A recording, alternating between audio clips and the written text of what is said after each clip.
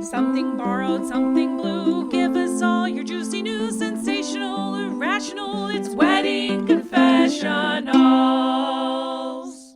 Welcome to another episode of Wedding Confessionals. I'm Brooke. And I'm Pam. And the only thing we love more than weddings is talking about weddings. Pammy and I are, well, you've got Ruth on your lap. We'll see how long this lasts. I know. She's really into you. She's my buddy. Yeah, it's our third co-host is Ruth, my doggy. So Pammy, today, before we get started, I just wanted to remind everybody to give us 5 stars and a fun rating review on Apple Podcast, right? Yeah, entertain us. Yes, and also more than any other social media platform, we're all over Instagram every day. Every day, all day, every day. Stories, reels, fun we can't questions. get enough. Yes. It's a good time. Yeah. So if you're listening to an episode and you feel like, I have opinions about some of the, confessionals, pop on over to Instagram because we're asking questions every day to see if you match to what we're thinking. It's been really interesting. It has been. Yeah. So check that out at Wedding Confessionals. That's our handle at Instagram. But let's get into our guest today, Pammy. Yeah. So Pammy, we have a returning guest. So this lady came on a while ago as a single gal. She did. She came on, and since then, things have changed. A little bit. Yeah. And now she's a married gal. Yeah. So she's going to tell us all about it. So formerly Cheryl Massingill, but now Cheryl Webster. Woo! Welcome back. Thanks, guys. I'm so happy to be back. Welcome back to you guys podcasting again, too. It has brightened my week. Every week I get so excited when a new episode comes out, and you guys just bring so much cheer to my life. So thank you for coming back. Yay, we're happy to be me back. So the way the show works for anyone new listening is that we have on a guest every week. Well, almost usually it's the standard format. And we interview the guest about their personal history with weddings.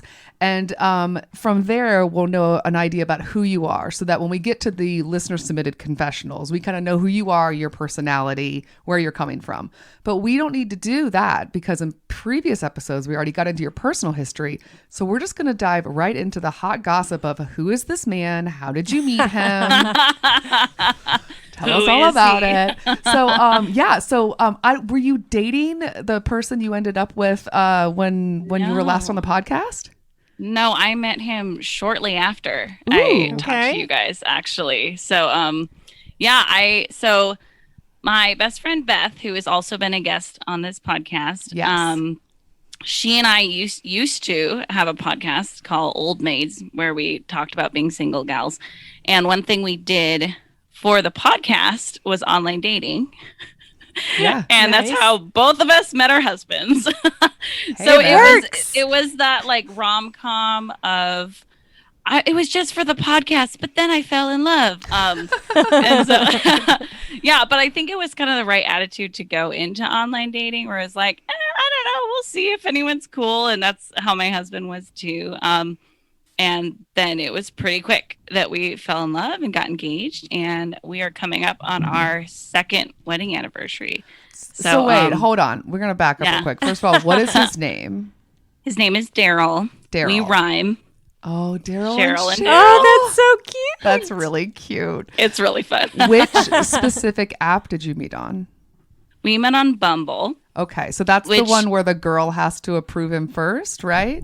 Yeah, the girl has to message first. Okay. And which sounds great, right? Like less creepy messages, maybe. But then you have to come up with an opening line like every time. So my opening line to him was, "Hey, sweet beard," because he has a really sweet beard. And then that became his nickname on our podcast. And we talked about him. He was Sweet Beard for a while, and I still call him that sometimes. So it's a good beard, What was it about his profile that made you say, "I'm gonna message him"? I was just messaging a lot of people, so it wasn't really anything about his profile other than like he wasn't holding a fish. It was not a shirtless gym selfie. So like those were all things he really had going for him, was just like the lack of fish and like the lack of shirtless gym selfie, really. But it was more just we started messaging and I just started feeling like I was texting with my friend, and Like we just like, I don't know, got along super easily. And then we met in person and he was the same in person. And it was like, all right, cool, I'm on board. That's so cool. I love that. Yeah. Before we get too far into the relationship, what is it about the fish photos that you don't enjoy? Is it the actual fish, or do you not like fishing? Do you not want to be? Fishing's fine. Okay. Actually, Darryl does fish. That's fine. I think it's like, what are you choosing for your photo? Okay. And it's just like a bit of a cliche, you know. So, although my favorite photo I saw, actually, it was when Beth and I were recording and we were like going through the apps like during an episode of our podcast. And this guy had pictures with his nieces and nephews. And I think he wanted to show like, I'm cool with kids. But then they always like clarify like, but those are not my children. But he also, I think, I don't know if he didn't have permission to show their faces or didn't want to show their faces. So he put just boxes over their heads. So just like a white box where their head was. Okay. So it looked so incredibly creepy. And we lost our minds a little bit just because it was like, you look so creepy that you're like hanging out with kids with boxes over their heads. But that's what he was trying to do. But it was just an interesting choice. Yikes. So how long after you guys started dating that you guys started talking about marriage?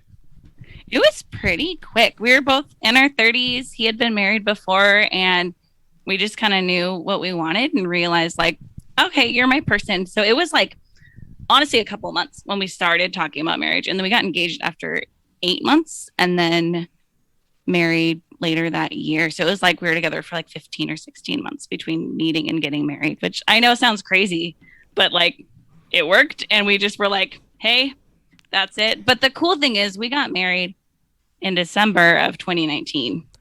So good choice. Under the wire. Wow. Yes. Wow. And we didn't even know. We just felt like that was the right timing. And then I was like, oh my gosh. Thank God for this whirlwind romance. Yes. Yeah. Wow. Yeah. So our newlywed time was also COVID times. And so that's fun. Yeah. Wow. Yeah. We got real tight. It was great.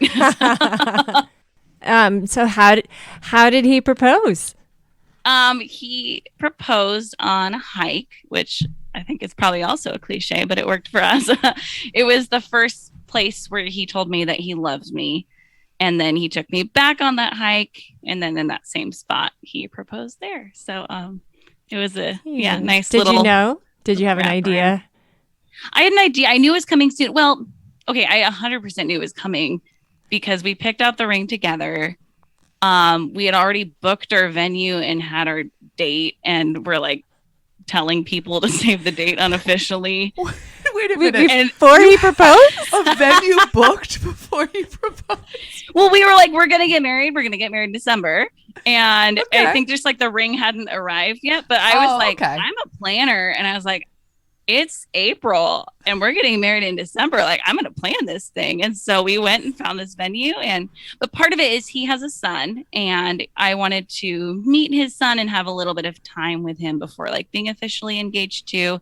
And so it was like around that timing where I was first meeting his son. So I just like wanted a minute with that as well. So yeah. So it was like, I didn't know how he was going to propose, but like, we were getting married in December, so like it was gonna happen. I like it. So December. Why'd you pick December? We had a Christmas themed wedding, so that was the biggest reason. And we just like we leaned into it. Santa was there, so that that was pretty exciting. Yeah, I feel like I work around weddings a lot. I do day of coordinating on the side. I've been in a ton of weddings. But everyone's been in around a lot of weddings that, you know what I mean? Or will in the future. So I felt like my wedding doesn't need to be anything in particular it doesn't need to be like the traditional wedding experience for anybody, because people will go to other weddings and have wedding experiences. And so I was like, well, then let's make ours just a really awesome Christmas party. And it's also a wedding because we love Christmas, and that sounds like more fun. And so, I mean, it still felt pretty traditional. We had a pretty normal ceremony and everything, but then also we were like, let's just lean into it. And I will say though, picking a theme helps simplify your decision-making process a lot. And it also helps you delegate. Because like I had a friend who wanted to do centerpieces and I was like, just go with Christmas. I was like, whatever that means to you, it's all going to blend. It's all Christmas themed. And so that worked out really well. So we had various homemade Christmas cookies for the dessert table that Yes. we had just friends and family bring. But then also I'm really big into delegation. So I had a friend essentially be like a volunteer coordinator for that. And she was like, how can I help you? And I was like, coordinate the cookies. And I was like, after I get people to commit, I was like, I don't want to go back and forth about what kind, about how many they need or anything. Cause that's a lot of work, just like coordinating other people doing things. So I like didn't even know what was coming or how much, but I trusted her. So I was like, just figure it out and make it pretty on the day of. So we had a train on the dessert table that was going around and Cute. we had, Santa was for the guest book photos. So then everyone got their like Santa photo and it was in early December. So it was like kind of a fun time to start getting your Santa photos. And then that was like our guest book was like getting photos of all of our guests with Santa. So that was really fun. And then like the presents went under the tree because there was a tree there. And then our goodbye, people had jingle bells. And when we did the recessional, so at the end of the ceremony, we all danced to the little Charlie Brown song and then went down the aisle. What else? Yeah, it was very Christmassy. So it was fun. Did you have a bridal party? Yes. Did they wear anything Christmassy? They wore, so we both had guys and girls on both of our sides. Okay. So my side were like a dark reddish, maroonish. So like the guy on my side, it was like his shirt, I think, and then with like a gray suit. And then the girls wore like dark reddish dresses. Cool. And it was so fun because I got to do like long sleeve, like pretty wintry dresses. So that was really fun. And then Darryl's side wore navy. So we just thought that would be kind of a nice, pretty thing. But then we got married at this, it's called the Lake Wilderness Lodge. It's in the Seattle area. That's where I am. Lodge makes me think of like cabin-y looking. And I don't know if it looks cabin-y, but it has this giant window with a lake and trees in the background. And so that was like the background of the ceremony. So we actually did very little decorating because we were like, this is such a pretty setting. And this window's giant that any decorating we do is going to need to be like all or nothing. But then the venue actually had decorated for Christmas, which they emailed me about like a couple weeks before the wedding. So if I didn't want a Christmas wedding, it was kind of like, this is You're what getting it's gonna one. be. Yeah. So even like there was this big spiral staircase and we were thinking about doing a garland, and then just, with money, with weddings, eventually we were like, we spent enough on decor. We don't need a garland. They had one there. They had a massive Christmas tree in the front and all this stuff. So just kind of all blended together. So Perfect. it was fun. Yeah. I love a good theme. Yes. And having it with your wedding is amazing. I love that. It's funny. We were mentioning earlier the whole Instagram stories. Yeah. We recently had a question on a previous episode about holiday weddings. So on the Instagram stories, we did a poll. Not only just do you like weddings that are over holidays, like holiday weekends, like long weekends, but I went through the calendar and we asked each holiday, which, holiday are you cool with having a wedding? And New Year's Eve was like, maybe. Valentine's Day was like, St. Patrick's Day, no one cared. But when we got to Christmas, everybody was like, Christmas Day? Absolutely not. But you got the sweet spot of having a fun Christmas holiday wedding, but not on Christmas Day. Before people travel. What a dream scenario. Yeah. Yeah. And we had a lot of out of town guests. And so we also picked it like, it was like a week or two after Thanksgiving. And that's when airfare goes way down. And we thought then like for our guests to come and spend a little less, hopefully, on airfare. But then also we love to travel anytime. And obviously that hasn't happened a lot with COVID. But like this year, we're going to go to Hawaii for our anniversary. And it was like, cool, that's a great time to travel because like no one else is requesting off early December, And so it's kind of a nice time for us then too. So yeah, it was good. Yeah. But I do want to tell you guys about the stress leading up to the wedding because I've been thinking about it. And Yes.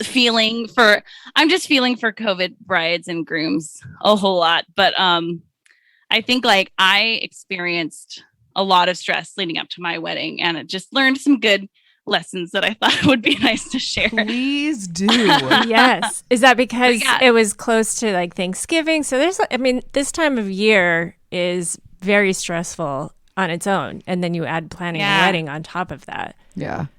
Yeah. Well, and I think the year of 2019 was just a really stressful one for me because during that year, I started the year off by getting a new job that moved me across the state, and then started a whole new job and a whole new line of work, and then was in my best friend Beth's wedding. And then I got engaged and was developing a relationship with my stepson and planning a wedding, and then became an aunt. And then my fiance moved across the state, and then we're like moving our stuff in, and then also had like all these weird complications with like what our honeymoon was supposed to be, because we're going to go to Europe and his passport was like not coming through. So then we're like also having like travel planning dilemmas on top of just like normal wedding planning. It was very average wedding planning, but it was probably the most stressful year of my life. Just like all of those changes at once. And they were all really positive changes, but I think I had to remind myself and kind of relearn during that time that like when you look at the lists of like the top stressors you can have in your life, it's a mix. It's a mix of positive and negative things. And our bodies don't really care if the stress is coming from a positive or a negative place. Our bodies still respond in the same way. And so I just was like, needed way more sleep that year. My capacity was way down and I was crying way easier. I had some panic attacks. I mean, it was a really tough year, even though I was like, I should be so happy right now. All these amazing things are happening in my life. And yet when people would be like, oh my gosh, are you so excited? It just was like really difficult to hear that question over and over and feel like, and I'm someone I get so excited for the future and things that are coming up. And I've planned all these other people's weddings and I was getting to plan my own. And yet also I was like, I just need this to be over. Like the most exciting thing to me right now is that the end is in sight and that like soon I won't be in this stage of life. And yeah, so it's just interesting because I think like the best thing people did for me was just like help, and not just offer to help, but offer like specific ways that they could help me, or just be understanding, or like let me take a minute when I was having a tough time or things like that.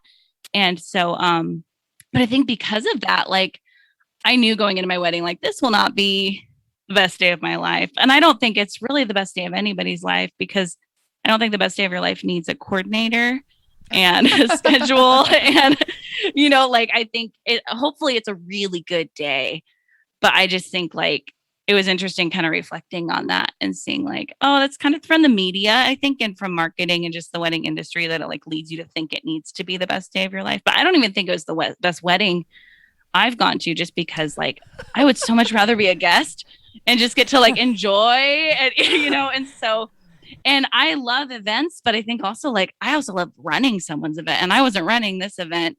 I got someone else to do it so I wouldn't have to think about it. But it was just more like the end of a really stressful year. And so it actually took me a long time to look back on it and be happy about it. I think like for a while I didn't even want to think about it because it felt really negative, even though it was a good wedding. It just felt negative actually, until I had a friend who did videography for me, and she edited together this video, and she sent it like a while later because she was volunteering to do it for me. And it was this lovely video, and I just kept crying while watching it. And I think it was like, it was just really beautiful to see like footage from the day, not just photos. But then on top of that, I think I was like, oh, it was a good wedding. It was a really good wedding, and people had fun, and it all came together, and like I can look on it fondly again. But so I think like now when I talk to engaged people, I just talk to them more like there's someone going through a really hard time, where I'm just like, you got this, you're gonna get through it. How, like, I'm here to help you. You know, just because it's like a lot of times I think when people are like getting close to their wedding, they're just like, okay, I think I have everything that I need, but I don't know what I'm missing, you know. And it's just like, I don't know, it can be tough for engaged people, and it was a tough time for me. So I think I'm pretty sympathetic to that now. But yeah, it's different than you think, I guess, sometimes. But yeah, you feel this guilt about not enjoying every moment of it. Yes. And you're like, am I an asshole because this feels like a chore sometimes? Like I should love Yes. this, right? I asked for this. I wanted this. yeah, And I should love and I'm paying for this. yeah, yeah. Why am I not loving every moment of this? Yeah, totally. I know. I felt like I should just be so happy right now. And yet, like, it was just a lot of positive things that ended up with a lot of extra stress at the time. And so I just had to have a lot of grace with myself too, and just like not be too hard on myself during that time. So, yeah, I had a friend plan a wedding in 3 months this summer, and I'm friends with both of them and the couple. And I ended up being their day of coordinator because he bartended our wedding as a volunteer. And so I was like, it is my turn to repay the favor. And guess what? I do day of coordinating. Do you want me? And so that was really fun. And it was like, oh gosh, 3 months. That's hardly any time. And yet also it's like, man, they consolidated that stress. Like, and then they were just done with it. Such a Good point. Yeah. Yeah. And then that was like, they just moved on. They were like, it's only a month more of this. And it was like, cool. So not always a bad idea, I guess. That's a good point. Yeah. Quick turnaround. Well, I like how you said that you delegated a lot. So that helps, mitigate some of the stress when you're just, and I think that says a lot about you, how you were able to trust, your friends and say, listen, just make it look pretty. Like that's really trusting, and not a lot of people, not just brides or grooms, just people have a hard time letting go. So I think that says a lot about you and your ability to do that. Oh, thank you. Yeah, delegating is huge. That's like probably what I would tell anybody getting married now is like delegate. But I also like in any project at work or anything, when you delegate, you have to let your expectations be known up front. And if there's something you really care about being a specific way, say that in the first conversation. Be like, this is what I need. Everything else, you do you, and then just like, but yeah, it takes trust in the right people, because like one of my friends was going to set up our photo booth, and then it was like a month before the wedding, and I was texting her about it, and she's like, oh, sorry, I didn't remember even saying I was going to do that. I don't even think I'm coming. Oh, and it was God. like, oh, wow. And so then all of a sudden I was like shifting that super quickly. So that can happen, and that sucks, and then you have to roll with it. So I think it's just like checking in with people a lot. And you said that I heard when we were chatting with Beth in previous episode, just like after we were off the mic, but she mentioned she made your cake. Yes. Yeah, she's crazy because she was my maid of honor. Yeah, and flying in from out of town and made my cake. But her cakes are so beautiful. She put a little gingerbread bride and groom on it. Oh, that's so cute. And little gingerbread trees. Yeah. I can screen share if you guys want some pictures. We definitely want that needs to go on Instagram if you're comfortable with that. Yes. That sounds awesome. Oh, totally. Yeah. Yeah. That's amazing. She just and like casually was like, oh yeah. And while I was making her cake, blah, blah, blah. She's in the middle of telling another anecdote. And I was like, I'm sorry, you were making a cake? She's like, yes. Yeah, of course I made her cake. And as if like everyone does that. Oh, yeah. That's how she talks about her art. It's infuriating because she's so impressive. And I know she doesn't like when people get mad about it, but it is truly like, but how did you do that? Yeah, everything she touches turns to gold. She's a good example, though. She does cakes for fun, and people tell her all the time she should do it professionally. She's like, no, because I want to still like it. And sometimes, and that's actually like, I've wondered, like, should I do day of coordinating professionally? I'm like, but right now I do it like 2 to 3 times a year, and it is a treat when I get to do it. And so there's something to be said for like just having some fun hobbies that kind of are involved in weddings in some ways. So that's a good idea. That's a good point. Yeah. Just like you guys are going to MC weddings someday. Our fucking dream. Please let us MC your wedding. If you are listening out there and you would like us to MC your wedding, we would happily come. Absolutely. Right? Yeah. And we do a good job. We stay mostly sober. Yes. We would get people on the dance floor. Yes. We would try our best not to like say people's names wrong. We would make sure ahead of time that we had the correct pronunciations. We would probably not curse unless you want us to. Yeah. No? I mean, you have children. You're used to curbing it. Oh, uh-oh. Well, Mama I try. says the bad words sometimes. Well, you know, let it be known up front, like, hey, some cursing might happen. Are we still cool? You know, No, so. I can curb it. I think I can probably do it. We'll find fun little alternative words. It'll be a good time. It would be so fun. Yes, we would love to MC your wedding. We're available. Let us know. weddingconfessionals@gmail.com. I want this podcast to like fully produce a wedding where it's like, okay, Beth has the cake. You guys are the MC. Yes. I will coordinate. Like we're going to get every role with like connections from this podcast. Absolutely. It will be a package that someone can win. Drawing. Yes. We're good. Yeah, I like it. We'll start that. We'll start working on that immediately. So what would the lovely question, of course, what was your favorite part of the whole experience, the wedding experience, and what was the worst part?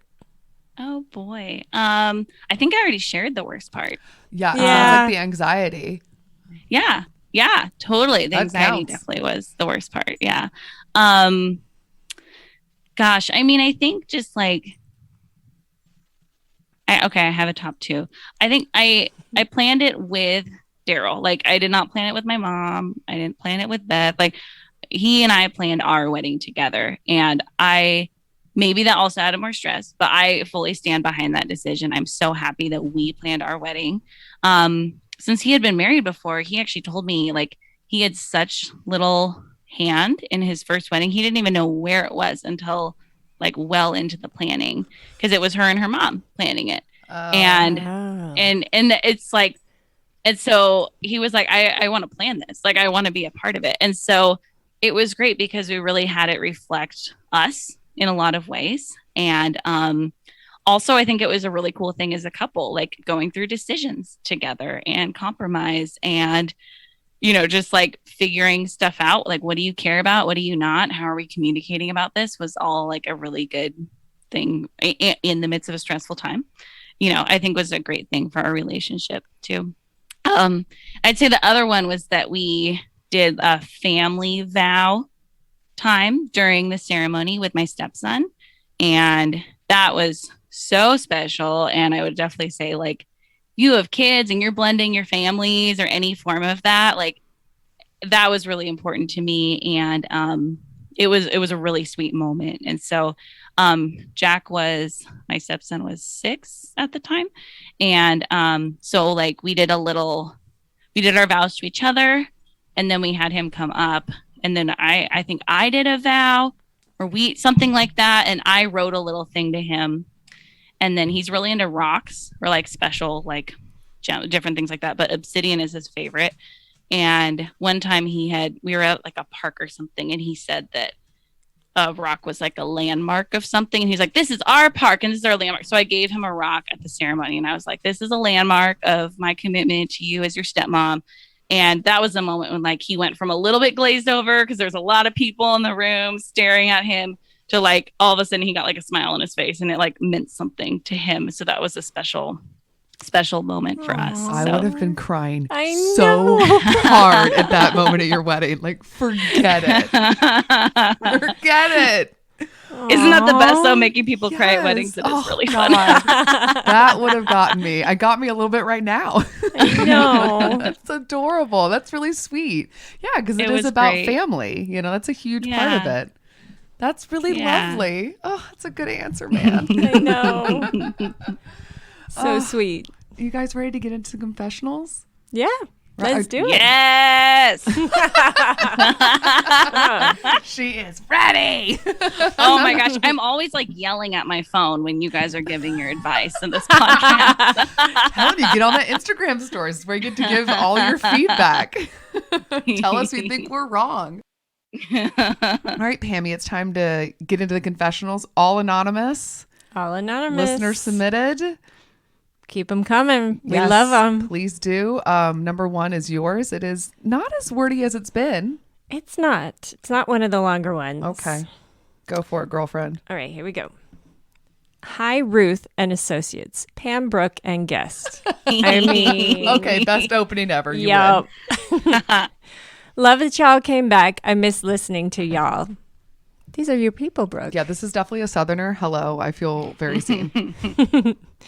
Husband, he, him, and I, she, her, eloped at the courthouse in the fall of 2020. My side knows and are overjoyed, but his doesn't. As he describes it, his mom is controlling and narcissistic, and he can't deal with the fallout. Truthfully, mother-in-law seems to like me enough in the 8+ years I've been with her son. She never treated me terribly or said anything bad to my face. I had no idea how bad it was until my husband confessed how his mom was when it was just them, the immediate family. His siblings confirmed this as well. Mother-in-law says she doesn't want us to get married yet because we live in different cities because of our careers. But my husband suspects it might also be mother-in-law's refusal to let him go. The level of controlling this woman has over her kids, late 20s, 30s plus years old, all unmarried, include her demanding to be co-owner of their checking accounts, getting really mad when her kids expressed no plans to move back near her, demanding her kids to answer all her phone calls regardless, etc. Because of the possible fallout, husband still doesn't want to reveal our relationship status, even to other family members, because of the possibility of an accidental reveal. We will be having a public ceremony and reception in 2022, and our families will meet again for the first time in years. My side knows to keep quiet about it, and the language and geographic barrier usually helps a lot too.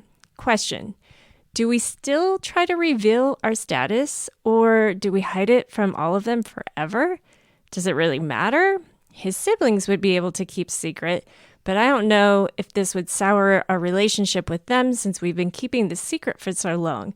Are we the assholes keeping his side of family out of the loop, even if it's only his mom and dad who just says yes to whatever his wife wants that could react badly? Sincerely, secretly married for a year. Wow. Holy Secret moly. married. Yeah. So just so I understand this, they are married currently, but Yes. they're also going to have their more formal public ceremony wedding Next year. next year. So they really only have to keep the secret for like a few more A months. little bit longer. I mean, But that's part of what she is asking is should they even reveal it at the public one? Because she said that her family knows how to keep it quiet or to keep it quiet. It's just that they keep it quiet forever. So that's like one of the questions. There's a lot of questions here. in my opinion, Yeah, let's hear it. let's do the circle round. Yeah. Do you think that would you, if you were in this woman's position, reveal to the in-laws that you already were married? Pam? Before the wedding or at the wedding? Both. Give us before. Let's do before. Before? Well, Just do the whole thing. What do you think? I don't know. I don't think I would do it before because if I've already been keeping it a secret, like, why do it before? Like, if I think you have this public ceremony, so no, I would not do it before. Would you do it at the wedding? At the wedding, I don't know. I don't think so. I think this is a secret that would go down. I think if that's the choice that I had made to keep this a secret, and I'm a good secret keeper, so Yeah. I would, this would go to my grave. Yeah, she holds on to stuff good. I can tell her crazy shit. She locks it up. Love it. Cheryl, what do you think? Yeah. What would you do? So I think they're in a weird middle ground because they already told some people. I think I might be on Pam's side if they had told 0 people and they said this was for us and we know it and this is our special time that we got married and then everyone else gets to be a part of it. But the fact that some people do and some people don't, even if she says like they know to keep it quiet, there's no way. Like that, you start sharing information, like it will come out at some point. And so I think she has the opportunity, she and her husband have the opportunity to control how it comes out if they choose to tell at some point, versus being like, oh, we'll just never tell. Because it's like at some point the mother-in-law is going to learn, and it's going to be a lot worse if she learns from like some drunk aunt who's like, oh, at last they finally got to have the public, what, you know, something. Someone's going to say something at this wedding. And wouldn't it be cool if they could say something and could be like, oh my gosh, isn't it great that like 2 years later or whatever, we finally get to do this all together, and they get to celebrate that aspect of their relationship. I mean, clearly more boundaries need to happen with this mother-in-law regardless. I could see it being beneficial to not say anything until the ceremony if that will help the mother-in-law's reaction, if she's going to have a more civil response because there's a crowd there. And if like let's say it's said like during the ceremony, like unless she's the type of woman who would actually like interrupt the ceremony, but most people will just kind of like be quiet about it, and then they'll have some time to process and they'll get over it, you know. And so there's something to be said for that, but he knows his mom best, and so really like he needs to be on board with whatever they end up doing. And then like if he's like, no, she'll handle it better if it's like me telling her on the phone, then he should call her and tell her. But if she handles it better in public, then that's an opportunity to maybe like miss getting yelled at or something. So well, that's one thing that the confession writer mentioned, is that, you know, she didn't realize there was a big issue with this mother-in-law because she's always been really pleasant from her. Again, in mixed company, mom is on her best behavior. So I guess if my thing personally is that when you guys had this wedding earlier, you kind of made the deal that you weren't going to tell. And that was kind of the handshake deal you made with your spouse of like, I don't want to tell my family, do me this solid. It's my family. It's my baggage, you know, help me out. So if he doesn't want to do that, I feel like you should definitely respect his family, his dynamic, and his choice and dealing with his family, because it sounds like he's had a lot of baggage and he's trying to navigate it the best way possible. My apologies, guys. I have to pause because my cat is so close. The cat got in the room. Hi, Annie is dangerously close to all the recording equipment. Oh my goodness. She's so cute though. What a delight. Annie. It's Ruthie's best friend. Okay, hold on a second. Annie. If it's not the dog, it's the cat. Y'all. Oh my gosh. I got a zoo over I love here. this. I should get goldfish. My dog does the same thing.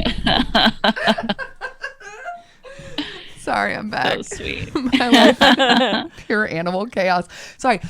So one is respecting his family. The other thing is that, you know, I don't think you really want to cause the drama right now. If we're talking about just a few months, like if we could just hold it in for a few months. I also don't think telling anybody the day of the wedding. I feel like there's so much high stress anyway. Well, the pluses and minuses of the plus of telling her at the wedding is, like we said, she might be on her best behavior, but it also might really sting her personally in a way that after the wedding and moving forward with the relationship with her, it's going to make it maybe a little more difficult. This is now your in-law. She's going to see you as someone who betrayed her, blah, blah, blah.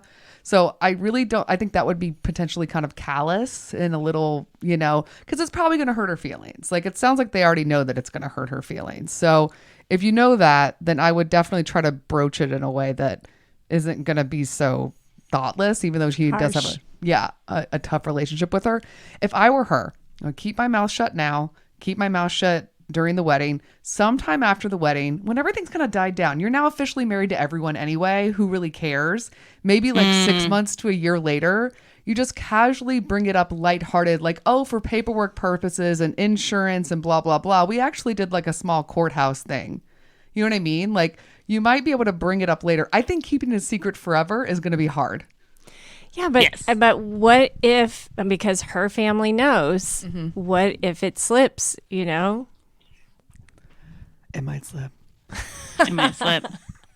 What do you do in the moment? You just kind of go, oh, you know, surprise. Well, you're just like, COVID was crazy, limited people. I mean, you just have to think on your feet at that point. Yes, maybe Pam's bringing up a good point. Maybe you do have a backup plan with your spouse about if it does get out before the wedding or on the wedding day, how you guys are going to plan on dealing with it. And by the way, you guys dealing with it is him dealing with it because it's his mother. His mom. Yes. Not you. Yeah. That's his conversation. But I definitely think maybe, you're right. We need to have some exit strategies prepared. Yes, just in case. Yeah. Have a script ready mentally. Yeah. But this is fascinating. And also, I think it's really cool that it sounds like your husband came from this kind of, wacky home and still seemed to come out pretty thoughtful and aware of, his situation. So, that's nice. He knows his mom's a little crazy. Yeah, and he's trying to navigate it. But, he still wants to have her in his life, and he's got his siblings. So, I just think be sensitive to the situation, but definitely tell us how it goes. Yes. Pam is very interested in the idea of it happening at the wedding. Just for the I drama. am too. Come I on. am too. No. We would like to MC the wedding, and we can reveal it.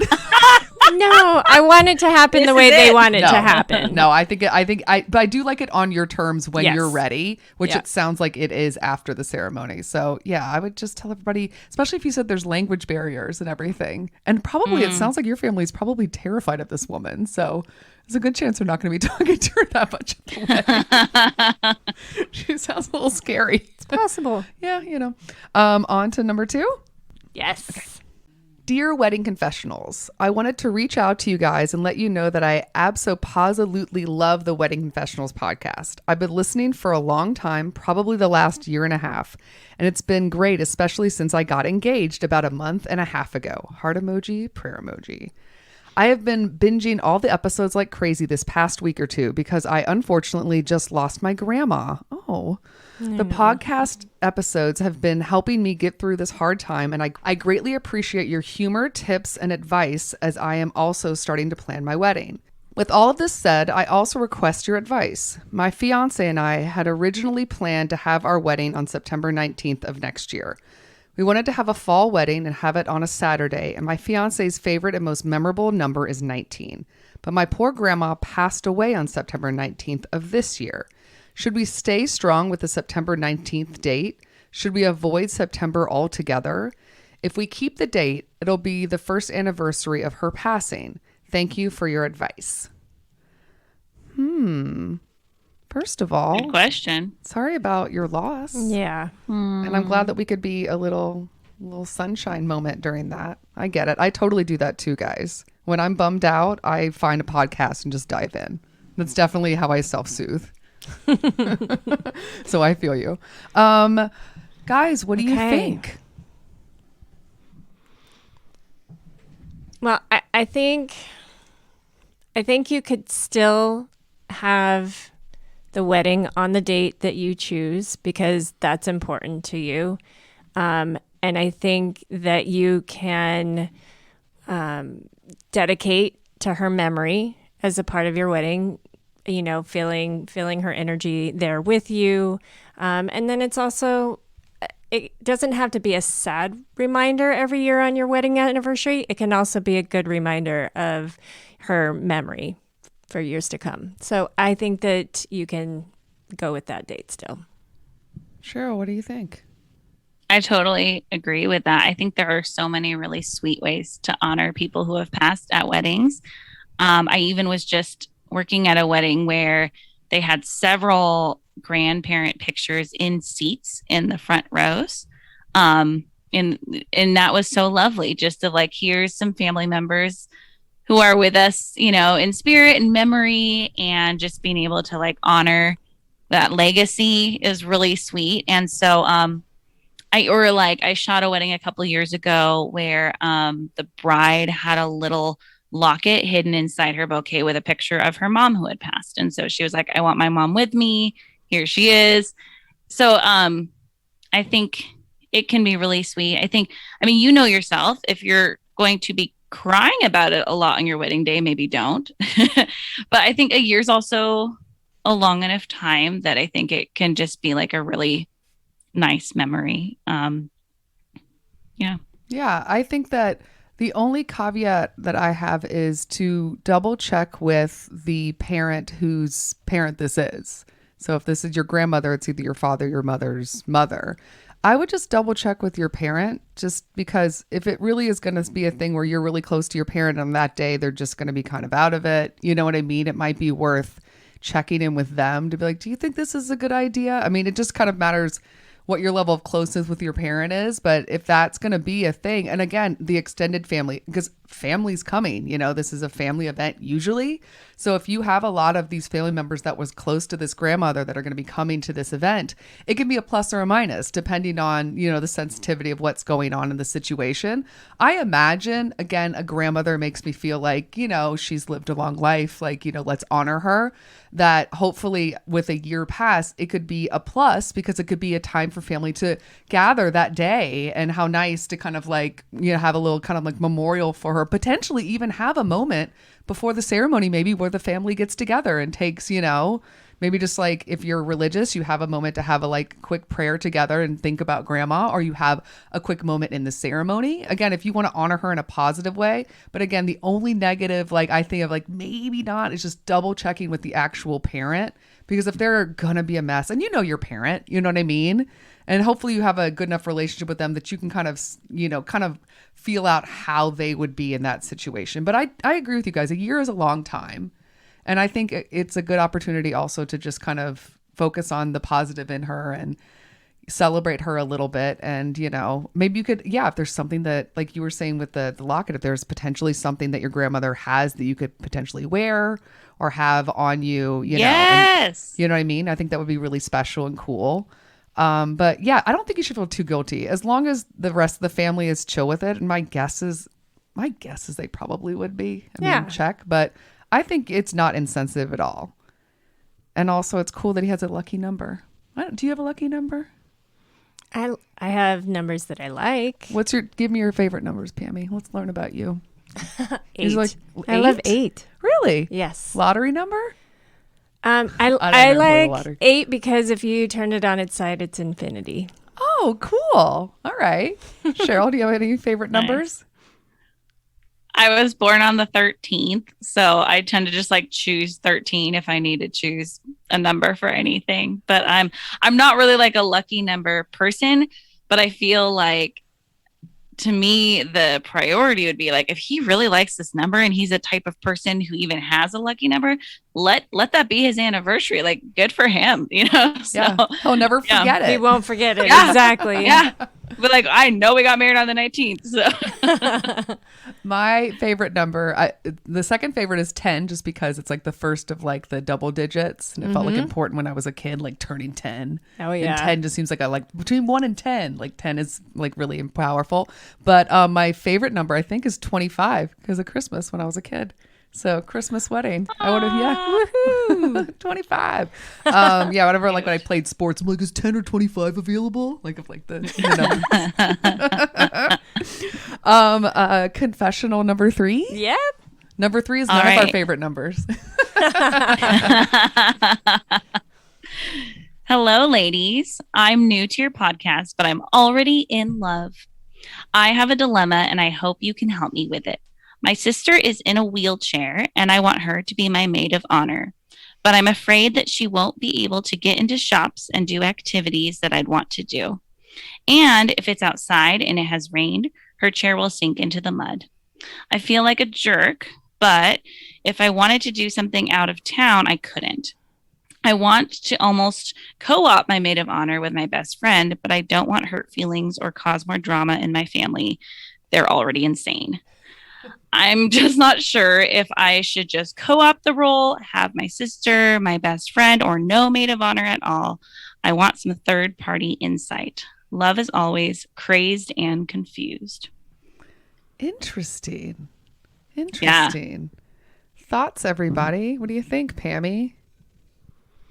Oh, I have lots of thoughts on this one. Oh, okay. I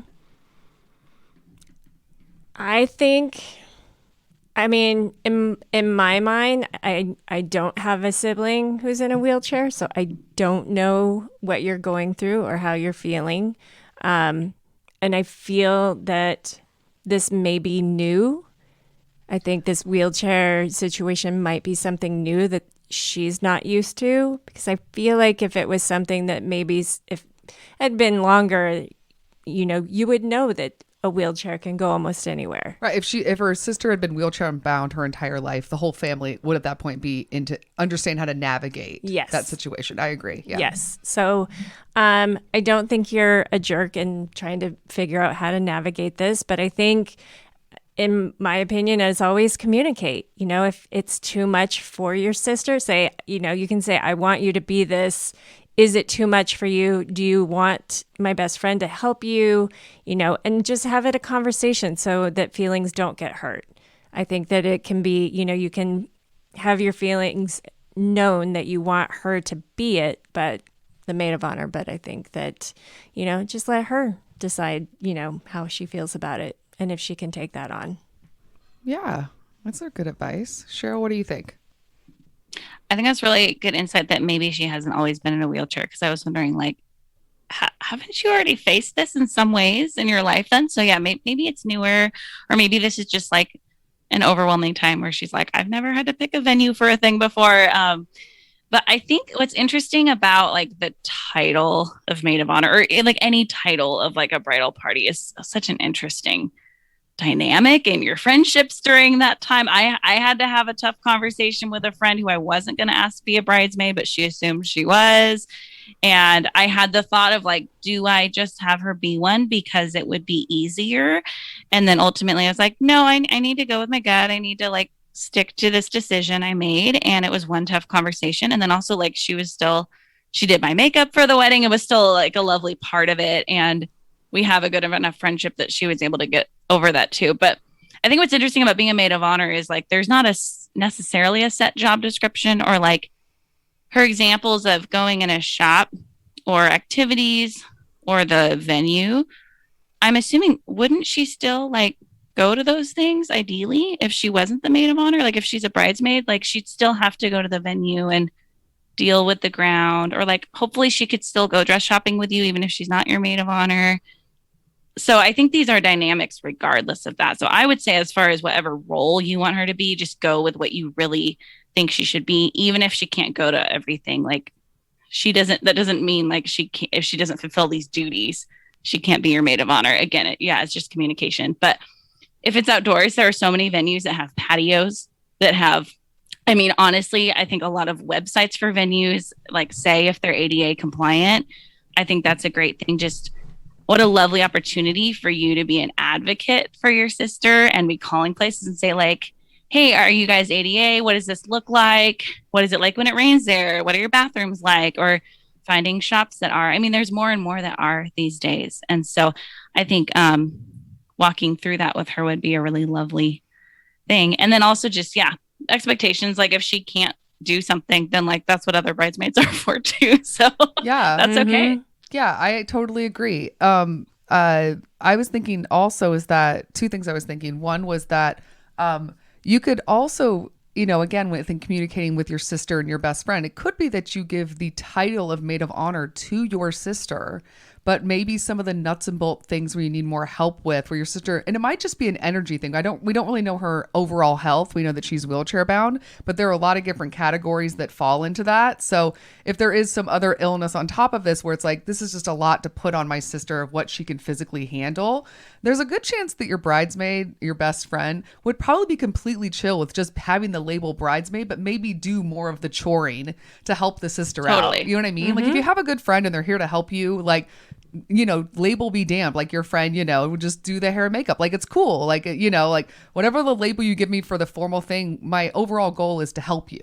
So I think if you're communicating with your best friend, you're communicating with your sister, you can do it in a lot of ways to not hurt people's feelings. As long as everybody's coming from a place of honesty and love, I think it'll be fine. And I also, I just want to back up Cheryl with this idea of every business that you're going to potentially go to wants your money. If you tell them, hey, I have a sister who has a wheelchair, is your shop able to accommodate? There's a good chance they're going to be like, we will make it accommodate. Yep. Like, we want your money. We want you to come buy your dress at our shop. We want you to have this restaurant be your reception hall. Like, people are really into it. Also, especially when you think of more of like the venues, you know, there are a lot of people that have like elderly grandparents that are wheelchair bound. And like, there's so many different, you know, handicaps that are out there that most places are usually equipped, even when you just walk into the untrained eye, can't really see.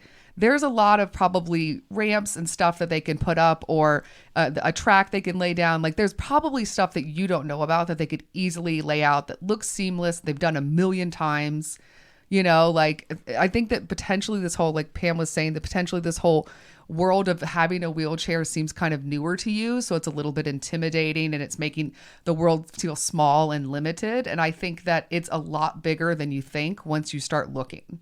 It's just a matter of kind of looking. And I say, yeah, include her as much as she can physically and as much as she wants to. Get her out there, man. Let her know that like the world is still hers and she shouldn't feel locked up and limited just because she's got some wheels. That's just some cool wheels, man. Yeah. Decorate it fun for the wedding. Decorate that wheelchair, man.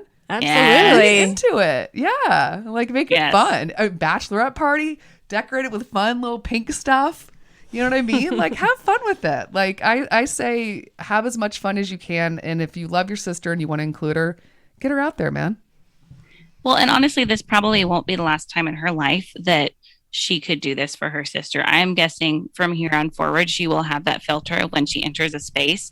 I'm guessing eventually she'll be able to really quickly tell, like, could my sister enter this space easily? What is there a ramp? Are there any, like, even like single stairs or anything? There will probably be other times in life where she will have to help her sister out with that. And won't that be awesome if she can become someone who can like see the world through that? And maybe her sister gets married someday and she's like, I already know all the venues that you can go to. And so there's a lot of potential there too. Yeah, I absolutely agree. Right on. All right, guys, you guys ready to get into bridal breaks? Yeah. Yes. Bridal breaks for any of our new listeners are suggestions we give not only to brides, but anyone helping to plan with a wedding of things to do that have nothing to do with wedding planning so that you can take a minute and not be stressed out. Cheryl can tell you that that's a good thing to take a break from being stressed out. Yes. Pammy usually gives a beverage. I usually do something pop culture-y, and then our guests are just, I mean, who knows? Wild card. It really is fun. It's fun to see what they pull out. So, Pammy, what do you got for me?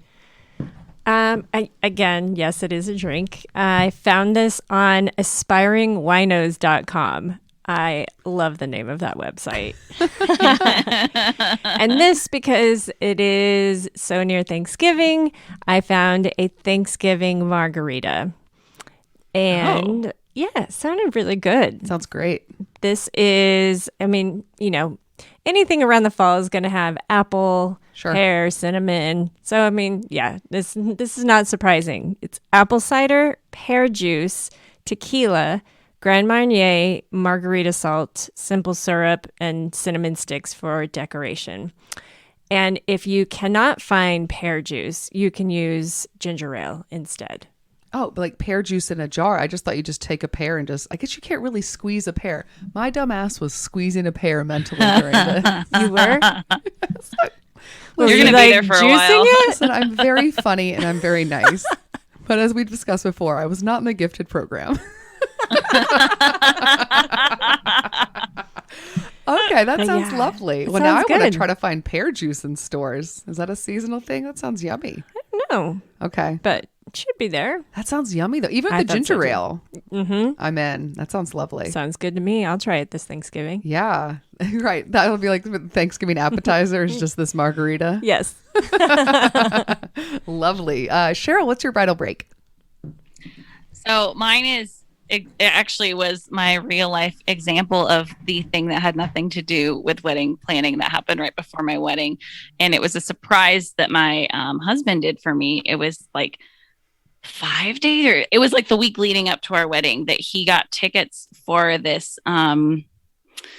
this event that was at the Mariners Stadium in Seattle. They like turned it into this, I forget if they called it like Enchanted or some. It was a big like Christmas event that they had. So there was ice skating on the actual like field. They set up like an ice skating rink, and then they had all these little vendors. So it felt like a little like Christmas market where you could get different like food or crafts or different things like that. And so we just went to this event. I mean, it was kind of a busy time, but it was so nice just having this evening where it was like, we're just going on a date to do something really fun and festive and we're just going to go get some good food and drinks and have fun together and just like enjoy us and enjoy a fun little Christmassy event. And I love surprises. So it was also so special to me that I just knew like he was taking me to do something, but I had no idea what it was. And so that was just, if you know someone getting married, plan a fun surprise for them that's distracting and non-wedding related, because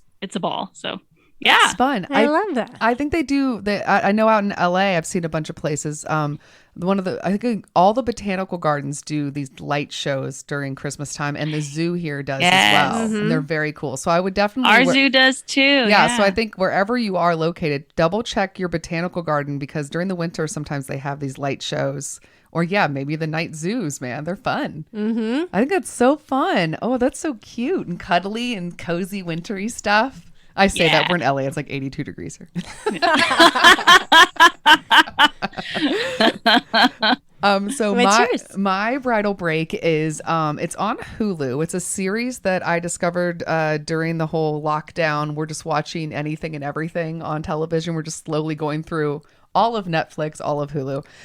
So on Hulu, there is a show called Britain's Best Home Cook. And it is, one of the hosts is Mary Berry, who was one of the original judges from the Bake Off show. So after there was some sort of kerfuffle when they like switched to different networks or something, and some of the people left and Paul Hollywood stayed, and so she ended up on this show with a couple of their new judges and a new host or whatever. But the show isn't just baking, it's the whole meal. So they'll do like a breakfast, they'll do a big Sunday roast dinner, so they do sometimes do a baking in it, but they do cook everything. Also, it's done indoors, but the lighting in the set, the first year set, season 1 set's just okay, but season 2, they actually, clearly the show did well and they upped the budget and it became really cool. But it's really cute. Also, there's a celebrity version of it, which for us Americans is fascinating because you won't know any of the celebrities. It's just like super charming British people that are great on camera. I guess like because they and they're professionalized, whatever they do are usually like they're celebrities. So there's a celebrity version as well. The other thing that's interesting is that in the latest season, because it's during the pandemic, they had to like basically sequester Mary Berry. So they built this like platform for them to look over. So she kind of like has a balcony where she gets to like peer over and watch everybody. But it's really cute. It's the same vibe where like the stakes are low, everyone's emotions are high, and everyone's helping each other. Like it's that same vibe, only I found it really helpful because I do bake a little bit, but I'm more of like a dinner cook type person. So you get some really cool ideas for dinners from them. I actually have like been inspired to make fun. Certain dinners based off of that show. So it is on, I'm sure it's available in England and like normal channels or whatever, but in America it is on Hulu. Nice. Yeah, so that's my bridal break. I'll have to check that out. Yeah, it's really cute. It's great for kids. Yeah, it's really family friendly. Pammy. Yes. We have to say thank you to Cheryl for coming on our show. Yes. Thanks for coming back. Guys. Girl, plug your podcast. Oh my gosh. So what's really fun about my podcast is that the idea came from the last time I was on your podcast. And that we were kind of joking about me having a travel podcast. And then I was telling my friend Ryan about it. And I was like, I was on Wedding Confessionals and we were talking about having a travel podcast. And then out of my mouth just came, and I should do it with you. And so we started a travel podcast, and it's been going for almost, I think we've done it for 3 years now. Yeah. It's called Take Me With You. And we quickly realized we should not just share about our travels because we would run out of content, like not too that long into the podcast. And also we were like, it sounds fun to plan people's trips, but that's a lot of work. So what we do is every episode we interview a guest about a trip they took. And it's so fun because I feel like a lot of times when you have like a friend or a coworker or someone take a trip, you're like, oh my gosh, tell me everything about it. And they tell you like about a minute, 30 seconds to a minute of information about it. And then you get distracted and onto another conversation or something, and you never really get to hear about their trip. And I want to hear everything about travel. Like, tell me, like, where did you stay? How did you plan? Like everything. And so it's so fun because we like dive into it and hear about one trip that somebody took and everything about it. And so we love that. It's really fun. Our podcast has been all over the globe. And then at the end of every episode, we have a segment that we pretty much stole from you guys. You have bridal breaks. I love bridal breaks. So we have a segment called Wish You Were Here. And each, Ryan, myself, and our guests each share one travel attraction from anywhere in the globe, totally unrelated to their travel story. And so I was relating a lot to you guys, trying to think of another bridal break, because I was like, where is everywhere I've ever gone? Because it's only places like I've been to that I'm sharing. Yeah. I'm like, this restaurant, that was cool. But it's so fun. So right now we've been doing kind of like a re-release series for a while. We took all those Wish You Were Here's, there's hundreds of them, and we grouped them by location. So there's like a Boston episode where it's like things that guests on our podcast have said you should do when you're in Boston. And so it's been really fun to like regroup those by location and just kind of revisit things. So it's a ball. And then new podcasts coming in January as well. Also with Ryan. So exciting. Yeah, that's so fun. And I got to go on it. You'll have to have Pam on. I talked about wine. Who's surprised? I talk about going wine tasting. It was so fun. I have an RV trip that I could talk about. Pam can give you some. Pam's traveled a lot, actually. Yeah. I love it. She's done a lot of traveling. I was thinking your Barcelona trip, but that could be too. Yeah, she's done a lot of stuff. Nice. Yeah, Pam in that RV. She's a trooper. With kids? Yes. And dogs. Oh, and 2 huskies. Oh, boy. Cross country. Wow. 7,000 miles. And you guys all still love each other? We do. It was really fun. They That's loved awesome. it. Yeah. Yeah, they loved That's it. so cute. Yeah, it was fun. Are you doing it again this year, or are you flying? We're flying this year. Oh, okay. Oh, yeah. Cheryl, thank you so much for coming on our show. Yes. Before we go, would you like to witness me quiz my co-host about our show? Can I tag team with her and see if I can list some of them? Yes. Yes. Hold on. I'm going to get my clipboard. You could quiz me if you want. You know what? Pam's going to love that. Do you, yes. you approve? 100%. Of course, Pam's Thank you, getting Cheryl. out of it. Slacker. Yes. You're now my favorite guest. Oh man, this is like, did you guys talk ahead of time about this? Pam, you're never going to learn if you don't practice. Why does she need to learn? This is like some weird, like, imposed information on her. This is Brooke's form of torture. It's true. It's how I show love. This is my love language. Quizzes. Sometime, Pam, you need to just grab that clipboard and quiz Brooke and be like, next your turn. episode. Did you learn? Yeah. Mm-hmm. You'll find out that I do know the phone number. Oh, I don't know the number at all, though. Oh, we're about to find out. Cheryl, what is the name of our website?